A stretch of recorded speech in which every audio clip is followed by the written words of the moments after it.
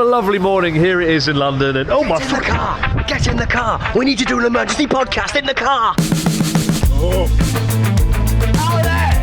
Get out of that secret! The Toyota Century we've heard so very, very much about. And the man who drives it. Hi! I found a big bag of foreign coins. Goblin, why is there so many coins? What have you been doing under the bridge? Coins. There's got to be some Japanese stuff in here somewhere. So this is the leg rest that goes through to the passenger seat at the front. Yeah. That's pretty badass, right? I've never seen that in a car before. And it's got a little telly, look. And a remote control. It is very cool. That is like Scarface. I love it. There was a specific Walkman built only for the Toyota Century that would sort of live in here. And then you've got your little controls for your forward, backwards and stuff. All your seats doing all bits and bobs. I've never seen so many buttons in one car. So like, that moves the seat forward and back? Or? Yeah, also there's a microphone as well for karaoke. There's a little Are you karaoke. shitting me? Look, yeah, you plug in your microphone. How often do you use all of this groundbreaking technology? I don't ever get to use it because I'm bloody driving it all the time. And now you've got to drive us to the shop. This is the Japanese Royce. Have you ever seen one of these before? Not like... It's a pretty cool car. I've seen you on YouTube though. Yes! Chris, where are we? London taxi drivers aren't what they used to be. We are in London, and this is the very first mobile Abroad Japan podcast that's ever been recorded by the people who usually record the Abroad Japan podcast. I'm scared. We're in the Toyota Century. Yeah, it's actually quite a quiet car for a car that was made, what, in the 80s? The noughties, the year 2000. From 97 to 2017, the exact same rather unlovable square kind of construction was the model du jour. I thought this was like from like 30, 40 years ago. It's still 25 years ago. Try buying parts. I mean, the Toyota Century's been around since I think the 50s, and it reflected the design decisions of the time. But yeah, I mean, the one in the 80s that they had, the Generation 1, I believe they call it, still looked very, boxy. Still looked very similar to this, to be honest. But it's a pretty trippy car. It's very big. In the car park, this car was very much an anomaly because you go in the car park, Pete's office, whatever, all these modern Nissans and Toyota, and then just a Toyota Century, 3 times the length of a regular car, dominating the car park. I mean, do you find heads turn as you drive through London? Sarah absolutely abhors the sort of men who stop me and talk to me about the car. Is that a Toyota Century? I get a lot of rando. There was one bloke who basically said, and I may have discussed it on the show before, but he said, you should come down to our car meetups every Saturday in Shrewsbury. And I was like, I'm not going to do that. Just men just poking each other's cars, going, what does this do? But yeah, we're doing for the first time the podcast on the road in the Toyota Century because it kind of fits because we've been talking about this bloody car for such a long time. Chris is here in London for a little while, and so I thought we'd get out and about on the road. I mean, I've never been in. I poked my head in it when I was over in September. I looked around. I was impressed. Right. Unfortunately, you can't see the best bit right now. There's like a screen on the back of the passenger seats in the back, right? Yeah. So you can kick your feet back. We'll have a little explore a little bit later. But no, it's kind of cool just driving around in it. Very silent, very powerful. The mirrors are on the front of the car, on the bonnet, right? The side mirrors, and I feel very royal. Yeah. I wish we'd driven this into Buckingham Palace rather than the Uber. I know, I could have given you a lift for crying out loud. That would have been epic. But we're on a bit of a quest basically because Chris has been in London for a few weeks, or a couple of weeks, and I've been, I live here, and I don't have access to POCARI sweat where I am in Essex. And I mean, I've got POCARI with sweat withdrawal symptoms. Exactly. And clearly. Chris's electrolytes level have never been so low. So we're going to drive down to what I think is an Asian supermarket, what I think may have some Japanese sweets and candies and stuff like that. So I'm looking for your classic black chewing gum with caffeine in. I'm looking for your POCARI sweat. I'm looking for your lemonade with a little ball in the neck. I want all of that stuff, and I want it now. God damn it! That's gonna be good. So we're going to drive down there. We're going to grab ourselves some candy, and then we're going to chip off. Chris, how was your kind of Christmas period? How was your New Year? Well, it was nothing without POCARI sweat. No, exactly. If you can't get POCARI sweat today, we'll have to go to the nearest salt mine and lick it. No, it was good. It's been good back in the UK. I'm always in awe of London it remains an enigma to me. Yeah. Because I know my way around Tokyo a lot more than I do London, and I'm staying at a friend's place. Have you ever lived in London? Oh God, no. Right. Okay. Well, no. My family. I have a family place in Bromley before. So I've Right. come in. Okay. That's on the outskirts, isn't it? Yeah, and it's a cool city. It's cool. I don't think I could live here. It's very intense, and lots of things don't work.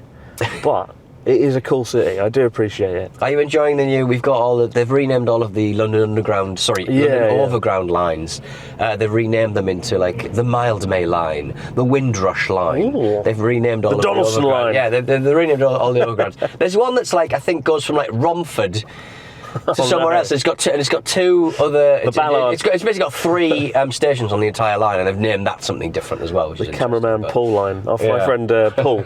He's from Romford, so we always joke about that. Right. Is it cameraman Paul started doing a bit of video stuff online and stuff? He has now. Doing bits and bobs. He's now a streamer. I noticed that there's like a Japanese YouTuber who Sora the Troll, who's gone back to the Chris Broad mine. He got some good eating out of you last time, and he's gone back for a bit more this morning. So he's a Japanese vlogger who's he seems like a nice bloke. I never met him, but he came to Lost Bar when we opened. Oh, did he? Right. He did a live show in the private room and was like, "I want to smell the towels." Or something. I don't understand. Right, that's what I don't know. It's maybe it's a Japanese thing. He gets He gets a bit out of your. He gets a kick out of your stuff, and he's very into. And he's very into talking about you at the moment, and he's always very complimentary. He's a nice guy. His things are always like Chris Broad's a maniac, and then you actually watch the video, and it's absolutely fine. Yeah. Give me the praise I deserve. Yeah, exactly. Yeah, but nice guy. Yeah, good stuff. It's cool being back, but I'm ready to go now.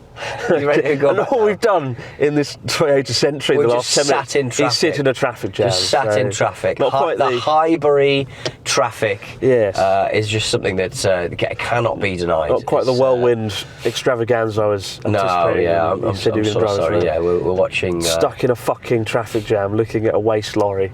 But that's Holloway Road for you, you know. I when I was working on radio, I literally did the. We didn't start the fire. The who sang that song? The Piano Man, whatever his name is. I did a song called Holloway Road Shops I Admire. Right. And it was basically just listing all the Holloway Road shops and stuff. And that became somewhat of a very localised anthem for Holloway Road for about 2 weeks. And so much so that I got to turn on the Christmas lights at Holloway Road with Alex Zane, the TV presenter. And then Alex Zane, the TV presenter, couldn't make it, so I was... You did it yourself? So I did it myself. Wow. So the people here revere you? The children, they revere me, they fear me. The children? They revere, the people of N7 absolutely revere me and fear me. But it's good. Do you know there's going to be a big sumo tournament happening in London? I actually went to the Japanese embassy yesterday. We had a chat about what business do you have of use? Well, as a secret spy / Not MI6, so secret. Yeah, I am the unaccepting face of spycraft. No, I went in to just talk. They were like, "What do you do?" I'm like, "I'm a YouTuber." Right. And they were nice, very nice. And we talked about what's going on with the expo, the Osaka Expo. Oh yes, I know. Is that next year or is that 2030? It's just this year. Right. From April to September.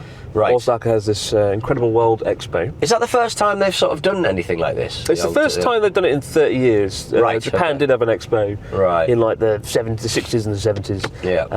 And the only thing I know about the expo is they built like a giant wooden circle, like the largest wooden stadium or circle or something. Right. But I really don't know much about it, and I talked about trying to get involved, but what business, like, what could you offer the people of Osaka? Disappointment. The good people of Osaka. Disappointment. What could you offer? Pancakes. What could you offer them when it comes to talking about, like, because what does Osaka mean to you, really? Is it celebrating Japan? Is it celebrating Osaka? What does Osaka mean celebrating, to me? Cities in Japan? What is an expo for? I just encourage people, because there's enough people going there anyway. Yeah. So an expo, the idea of the expo, the first one was in London. Right. Okay. And the lights were switched on by Pete Donaldson. It was an Alexandra Palace kind of vibe. Yes, it was. Yeah, it was in the I think Crystal it was Crystal Palace, which burnt to the ground. There not long after, but it was there in the 1860s, I think. Yeah. It's the idea is just showcasing future technology. It's right up your street. Right. Okay. And So they're going to show off. So they're going to show. Osaka's going to show off all of their new fax machines. Exactly, the high-end fax machines, Toyota Century Mark II. Yeah, it's going to be great. But all the countries of the world gather and have like kind of a showcase. Right. Okay. And I'm told the UK is there sometime in May. I think they told me yesterday it was like May 22nd or something. Okay. And they're going to showcase all that the UK has to offer, which is nothing. What's that? Bloody London knife crime. A potato. A load of bloody knife crime. And some knife. fireworks, yeah? Unbelievable. I don't know what the hell is going to showcase there, Right. but it's worth a punt. And they're expecting, I think, 80 million people to rock up. And Well, they probably about. did that in one weekend in Japan. I mean, I was astonished at the level of sort of tourism this time round when I visited in December. I've only just got over it. Just because people heard you were coming. I know, right? Get over there now. Yeah. The action's hot. This is my, you don't understand, Chris, this is my old stomping ground. This is like seeing Chris Broad. You may see him in, Hudson and Maya. You might see him in Nikko. You might see him in far-flung destinations on the Japanese archipelagos. But my heart belongs here. But have you ever seen him outside the Lebanon Grill in Holloway Road? The Lebanon That's Grill. the question. Yeah? Kebabs, shawara. Have we seen him outside Emperor Chinese Takeaway? Have we ever seen him outside Shambol Shiok? Have we ever seen him Chicken those places? Cottage? What's that? Well, it's like the second. It's not quite KFC, not quite What? Sam's Chicken. Stop the car. Stop the car. I need my chicken cottage. It does look quite good. That's the sort of place that chicken shop date thing happens.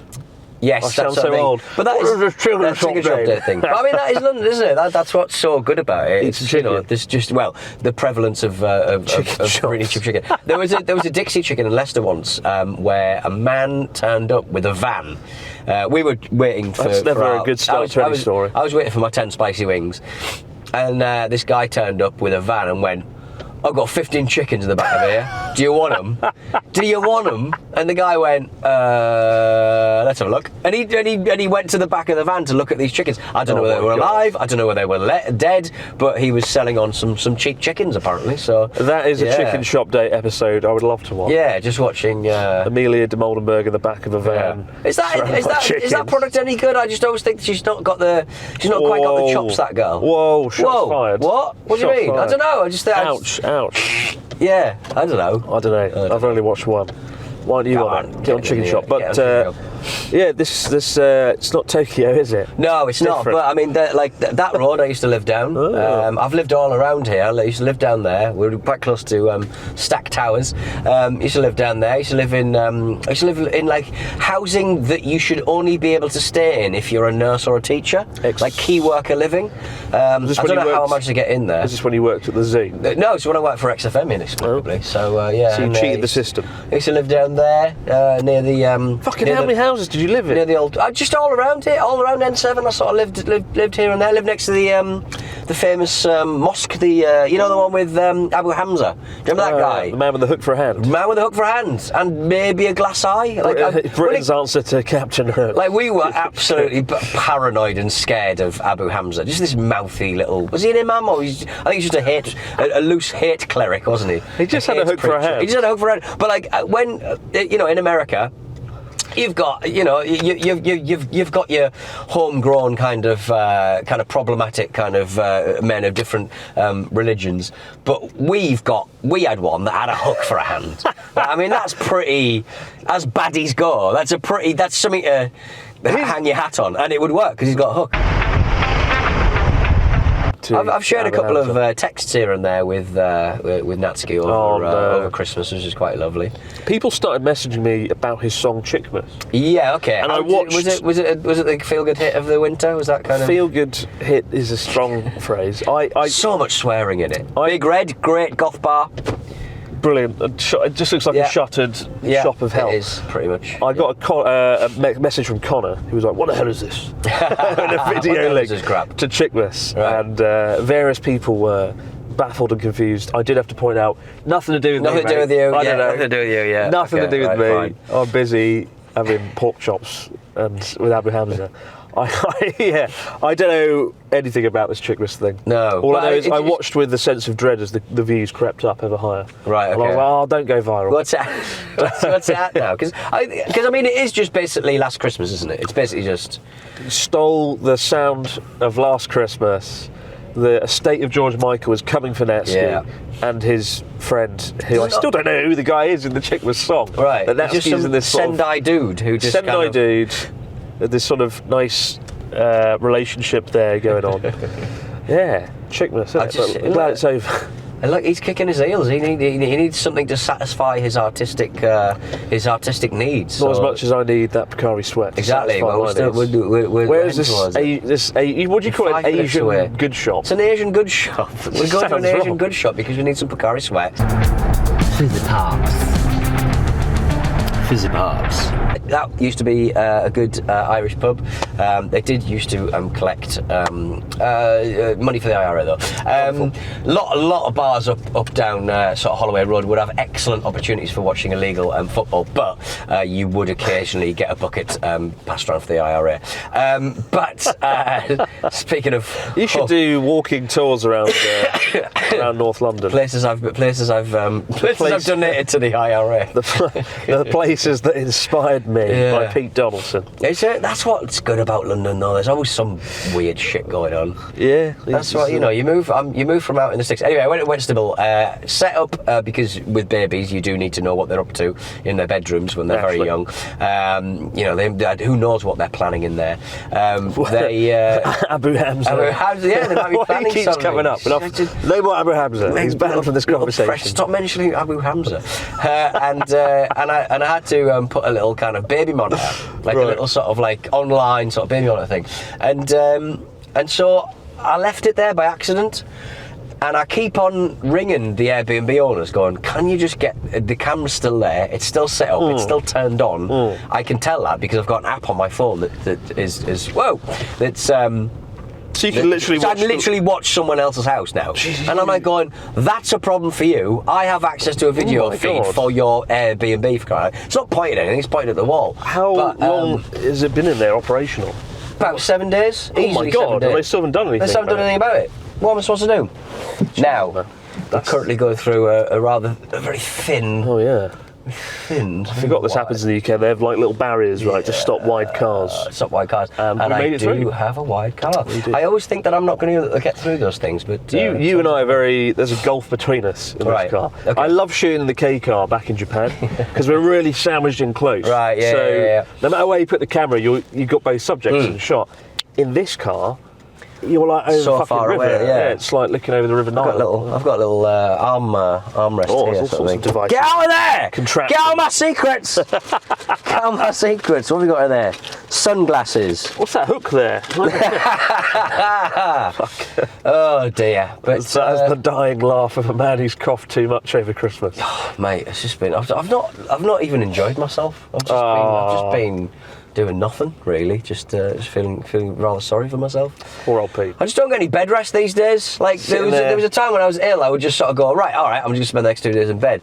I do not have that luxury now.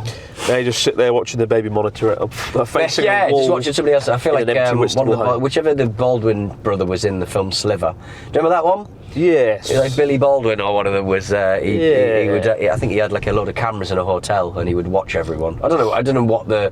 I think he was kind of a bit of an anti-hero, but it seems the sort of man who sets up a lot of sort of video cameras around the place. I don't think that's a cool thing to do personally. No, and I would definitely advise you to. As I'll be told in court, pretty soon. I really hope they're like, he set up a camera in our house. Yeah, well, to prey upon visitors. I'm in trouble here. You have, yeah. I'm in big trouble. The only reason I mentioned the podcast is to try and make it sound like I'm innocent. One day, Abu Hamza's going to do a walking tour through Holloway and be like, that's where Pete Donaldson lived. Pete Donaldson was arrested. The camera, sneaky cameraman. The problematic gonzo cameraman of Holloway. Rowdy Roddy Donaldson. Rowdy Roddy Donaldson. These Airbnb cameras. So what are you looking forward to get back to... Getting out of this car. To get back to Japan. Just not driving around this area. I know. It's not wrong with a bit of Stroud Green Road. To be fair, it's kind of cool. It's lots of interesting things to see. You wouldn't normally get to drive around Holloway or London. I have a fear of driving through London. Right. Because drivers in the UK are ruthless. Yeah. You see a BMW in your mirror and you know somebody's about to smash your car from behind. They just drive so poorly. They drive Ruthless. I will say about Japan, some people say that Japanese people are bad drivers. Actually, some of them are. They speed quite a lot. But I never find I get tailgated in Japan the way I do here, right? Tailgating isn't a bigger thing. They're quite apologetic as well. You spend a lot of time using your hazard light. Border Terrier, that's a good dog. Excellent dog. Jolly good. Excellent Border Terrier. But we do have a lot of elderly drivers who are serious hazards to the road in Japan, in a way that we don't really have here. Don't you have to sort of retake? People in the UK die a lot younger. Don't you have to sort of retake your test at like 70 or something in Japan? I hope so. That's a very good idea. Situation, yeah. Do you remember? I mean, we had a news story a few years ago where what's going on here? Where we had a news story a few years ago where the Japanese government was giving out vouchers for free ramen to the elderly, right? Oh, yes. As a sort of, how about you give us your license and you get for a bit of ramen. Noodles. Yeah. Imagine like giving away like the gift of mobility because of some ramen. I'd do because it. you wanted some salty porky broth. Make it Kariaga chicken. Yeah, and I'd throw away my license in a heartbeat. Yeah. in a slow, methodical heartbeat. Because of all of the chicken. So it's a surprisingly lovely day here in London. Actually, it's been very, very cold. The weather has been freezing. My car, it grew up all of its life in Beppu, and now it's in bloody -2 degrees in London. When this car was built, I don't think they ever thought it would end up on the gritty streets of London. No, it's proper fish out of water stuff. It's basically the Abroad in Japan story in reverse, this car. It's a car out of water. Yeah. But no, it's in very good condition. Yeah. Well, in great a way, resale value. In a way. Do you reckon, what's the key reckon there's a good resale value on this? No. I mean, because nobody wants it. Nobody knows what it is. It's been modified, so I imagine the insurance will be absolutely... Well, if you're watching this, guys... Yeah, I mean, sorry, if you want to buy it, if you want a free car, absolutely fine. He spent like 2 years importing it, a year fixing it up. Where shall I park? I think I'm going to park here in a bay that says loading. Disabled. No, that's all right. Well, we can stick that there. Just over the border of the London Borough of Haringey. Beautiful. We made it in one piece. Excellent work. Right. POCARI Sweat. Let's go get some POCARI Sweat.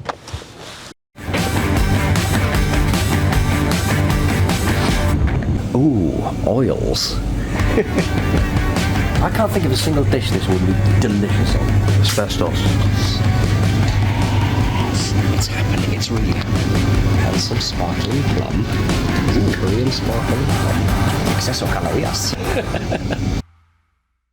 Okay, we've got the POCARI Sweat. It's a Korean POCARI Sweat. Yeah, whenever you see POCARI Sweat in England, it's always the Korean version. It's not Thai, maybe sometimes. But have they kept the same recipe? Because interestingly, Cadbury's chocolate tastes different when it comes to Japan, because it comes from Australia, and the Australian recipe tastes slightly different. Yes. What have they put in it? Because I remember when Cadbury's changed the it tastes cheaper. The ingredients for cream eggs. I remember when they changed that, and that absolutely ruined cream eggs for Blasphemy. me. Yeah, terrible. It tastes exactly the same. I'm pleased to say. Okay, good stuff.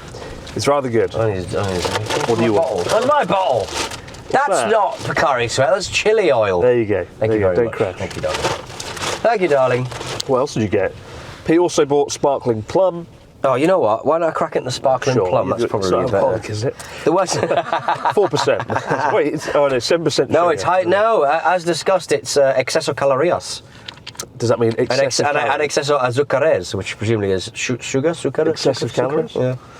Excessive calories, excessive sugar. Let's call the whole thing off. Where's this guy trying to get into? Where's this guy trying We also got some wasabi flavoured rice crackers. I thought that was my breakfast. Looks interesting. Oh, it's 7% sugar. It did say 7% on sugar, it. I thought it was might be problematic, but I'm all right. We're all right. Ooh, wow, what are they? Wasabi rice crackers. Oh, spicy. Oh, They're all right. Oh, fuck no. No, they're not. They were lying in wait for me there, I think. Good God. they're from Germany. Bought on a free from Germany, Peter Lovenkranz. Oh! Pax Wig World. It's a wig world. You want to get your wigs? Oh, wow. Get it in There's a Wig World. shop. Get it in Wig World. I will say this about the UK though, yes. we have a lot more independent retailers than Japan. You do I down feel. Stroud Green Road. You do down here, anyway. Yeah. No, we got a new Sainsbury's. That's pretty exciting. There's also a famous proper rough old bowling alley down here. Oh. Guy shot did this kind of white nationalist shot a lot of people. What? Down the back end of Finsbury Park. I remember I was staying there. Jesus Christ. It's where I got on the train. Talking about international terrorism, I got on the train before the one that blew up. Oh, really? But I had to go back for a suit, so I missed out on getting blown smithereens on 7-7. Honk it this, mate. It wasn't you then. It wasn't me, no, it was somebody reversing, to be honest. I wanted to pretend like I was being a bad boy. You know, like those sort of drift guys in Japan who do like mad drifting everywhere. Yes. I wanted to be like those guys. I'm trying to break into the Pocky. So, got some Pocky. Chocolate, banana flavours, little monkey on there. It's kind of cute. Are you a fan of? You'd have looked after it. Are you a fan of like kind of banana flavoured sort of chocolatey stuff? I am. I always realize with medicine that stuff. It's very chemical. Medicine? No. Yeah, it just always tastes like that. Did you ever have like drugs when you were a kid that tasted like banana? It does taste like medicine. It tastes like medicine, yeah. Oh, I've got a double. Yes. We don't even have this flavour in Japan. Accidentally got a couple. What? We don't have this flavour in Japan. There's another Korean. Oh, it's not even that. I think it's Thai. It's isn't it? Not Thai? It's the Glico Pocky brand. Glico do a lot of great work for But with Thai, it must be the Thailand edition. Yeah. And very good. It's alright, it doesn't feel like that bloke's got a very Andrew Tatey look about him. It actually did look like Andrew Tate. It did look Andrew Tate, didn't it? Might well be, yeah. He started a political party, I believe. Oh, fucking hell. Why aren't you getting off your arse and getting a political party done? What would I believe in? Just the usual stuff that all the other right-wingers, repatriation. Bring back Abu Hamza. Bring back Hamza. Oh. Been away for too long. We miss you, Hamza. We miss you, Abu. Fucking hell. I would like to say that Finsbury Park has been gentrified, but I don't think it ever will. And I think that's absolutely wonderful. You can't gentrify Finsbury Park. I lived here for like... It feels like going back in time 20 years. Time. Yeah. And it has changed to a certain extent, but it just hasn't changed in every other aspect. Like, you can still buy... at 1 o'clock in the morning, you can still buy some like sort of Turkish sweets. Ooh. You can still buy a bit of approve of baklava at 1 o'clock in the morning, and I respect that. It does, yeah, it looks like London of old, and we've got a car befitting of this scenery. But we are heading back now to the studio to record some episodes. Yes, we are. Yes. We hope you enjoyed this broadcast of quality content talking about hooks for hands. We never get out and about, and I think we'll do a few. Now we know why. We'll do a few eps in the studio, and people will be wondering why my hair hasn't changed or my t-shirt hasn't changed in 3 episodes. But it's quite nice to sort of just get out and about, really. It's nice to I mean, it would be better if we weren't in Finsbury Park or Holloway, but no, I think it's been fun, and it's been fun sitting in this car and appreciating it for what it is. Yeah. Which is a quality piece. It's a great place to watch pawnbrokers. We could go. All right, honkers. That's what I love in London is. All right, honkers. The moment the light goes green, if you do not move in the first second, the all whole right, of London will honking about. See you in the next one, guys. And I did a talk in that school. oh, fucking hell!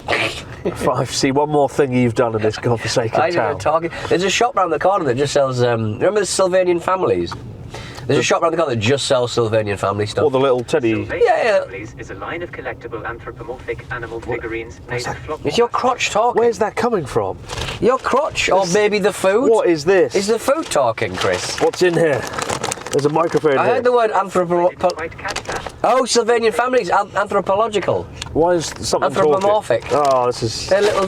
What happened? Somebody left their camera rolling in here. Oh, shut up, phone. Shut up, phone. Crying out loud. Shut up, Siri. Shut up. It's not even my phone. Where is it coming from? It must be your phone. This car's terrifying. it's like a shitty Knight Rider. It does sometimes The car talk. talks back to you about Sylvanian families, whatever that is. See you in the studio.